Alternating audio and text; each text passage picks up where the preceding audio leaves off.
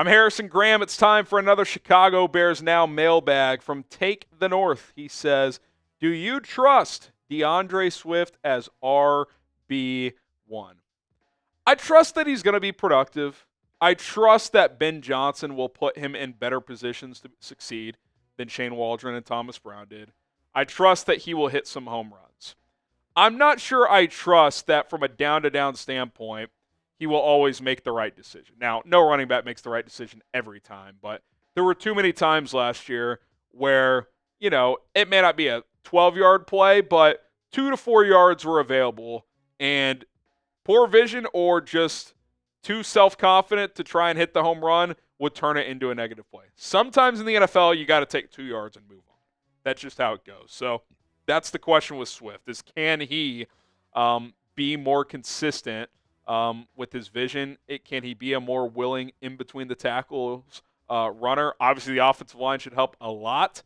We'll see if one of or both Roschon Johnson and Kyle Monangai can help take that burden off of him and be that between-the-tackles runner. We'll see if they add somebody in free agency or via trade. But, again, I trust that he's a starting caliber player. Is he an elite player? No, but you can do worse than DAndre Swift. You just need someone else to emerge to run with him. I think that's almost more the key here. Do you trust DAndre Swift as RB1? I'll ask you guys. Turn it around on you. Type T for trust or D for don't. This isn't Saquon Barkley, but I think he can be more consistent than he was last year. And by the way, last year still had over 1,300 total yards. Okay, Shane, who is your prediction to score the Bears' first TD of the season? That's a fun one. Cole Kmet.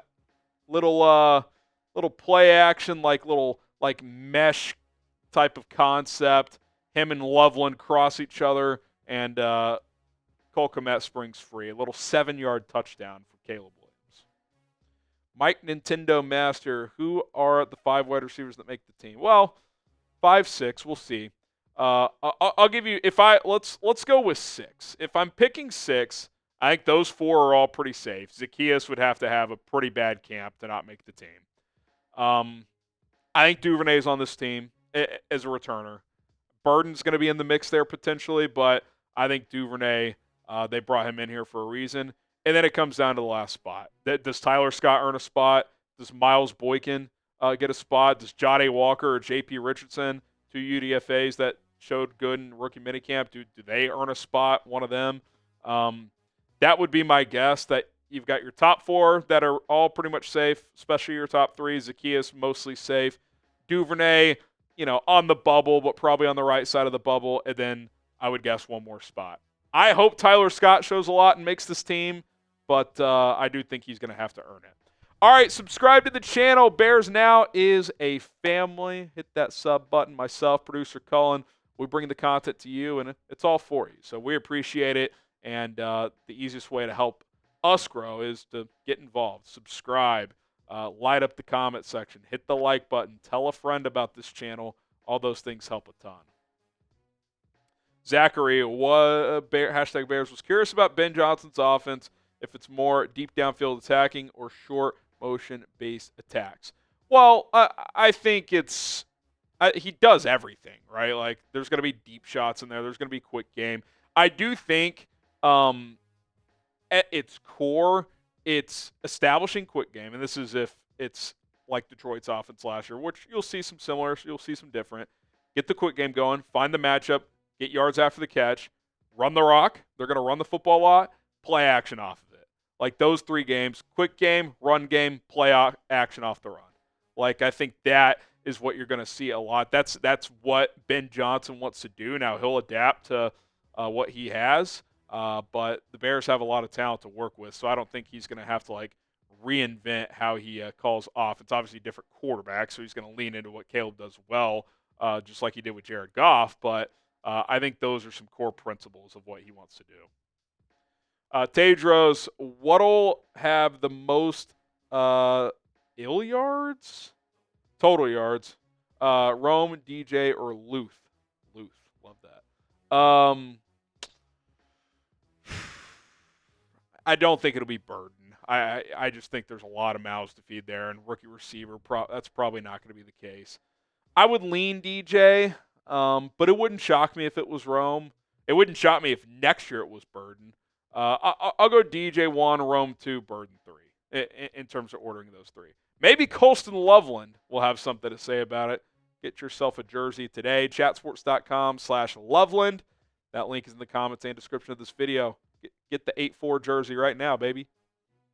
Eddie Padilla, other than Caleb, who on the team has more pressure, the most pressure heading into 2025? It's a good question. I think Montez Sweat. He got a big contract. Like, if he disappoints again, I mean, he could be a guy you try to trade next year. I think DJ had a good year last year, but not as good as the year before. Cole, same deal. I think those guys are under pressure. Guys who have been here, but new staff, new regime, players were drafted at those positions. They got to produce. Whoever starts at left tackle, especially if it's Braxton Jones, like, pressure's going to be on. If he doesn't play well, they'll go to someone else. That would be my guess. So, you're always under pressure in the NFL. Tremaine Edmonds is another one. If he doesn't perform, he's likely out of here after this year. Brisker, just to stay healthy. There's a lot of guys. And that's the result of being on a team that's lost a lot. You're under pressure to produce because if you don't, there's not a lot of reason to keep you when this team's lost a lot. So pressure's on a lot of people. Oscar Rodriguez, is that the ultimate goal to win the Super Bowl? Or I know the ultimate goal is to win the Super Bowl, but what will you consider as a winning season this year, like bare minimum, to be a success? Well, I would say a winning season would probably be like the line of minimum. Like, I want to go 9-8 or better. Now, if you go 8-9 and the offense is awesome and there's some weird shit or something, like, okay, like, I'm not going to freak out, but like, let's get back to being a winning team. So that starts with getting to 9 wins. How do you do that? At least being 500 in the division, I think, would be a good step because I think Matt Eberflus won 2 divisional games. Thomas Brown won that last one. It's just not good.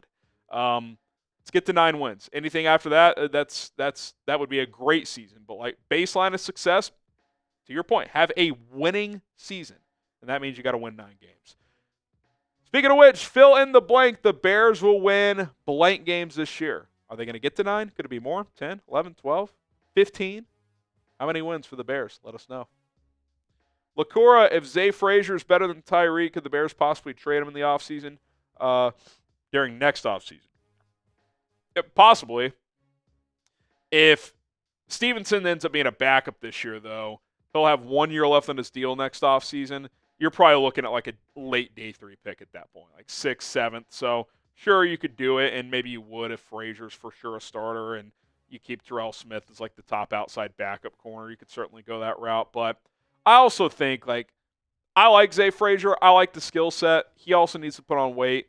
He's coming from UTSA, so he's going to start lining up against Rome Odunze and DJ Moore pretty soon in practice. That's going to be a reality check, I would have to guess. So I'm not saying the kid can't do it. I'm not saying he can't win a starting job week 1. What I'm saying is that's probably still somewhat of a long shot. Like, if he's a good backup as a rookie, like, you trust him if he does have to go in and play and can contribute on special teams, as a 5th-round pick, that's a good rookie year. And then, maybe he's in the mix to start next year. Abraham, could you name one player from both offense and defense that might be a sleeper this year to keep your eyes on? It's a good question. Sleeper.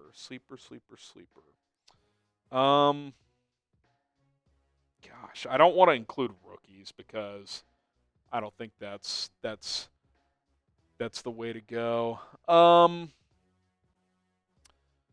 I guess I would say on offense, I do think I'm not saying he's going to have a huge year, and it's a crowded room, but like, and I'm guilty of this. I've already just penciled in Burden as the 3rd receiver. By the end of last year, if you kept close attention to the Commanders, Zacchaeus was like their number 2 receiver. Like, I do think we're kind of forgetting, like, that's a solid addition. Like, I love him as a 4, but like, maybe he is your 3 this year. Who knows? So like, I do think we're kind of forgetting about that addition. So I'll mention him on offense. On defense, let's see.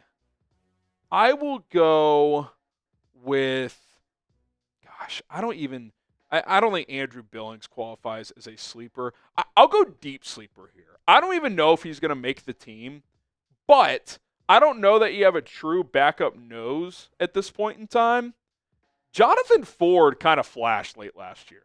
They picked him off the Packers practice squad. He's a bowling ball. He's kind of like an Andrew Billings starter kit. Like, maybe he makes the team and is the backup nose. Like, that wouldn't shock me. So that's kind of a deep sleeper. Like, he's got to make the team first, whereas Zaccheaus is pretty safe to make the team. But those are a couple of names to keep an eye on, and especially with Ford, once the pads go on, like, okay, what's this guy doing in practice, lining up against Joe Tooney, et cetera. So, yeah, keep an eye on Jonathan Ford. I liked what I saw last year. All right, if you have more questions, fire in the DMs, social media, at HGramNFL on Twitter and on Instagram. DMs wide open if you want to talk some ball, Bears, NFL, college football, whatever else. I'm an open book. Hit me up over there and bear down.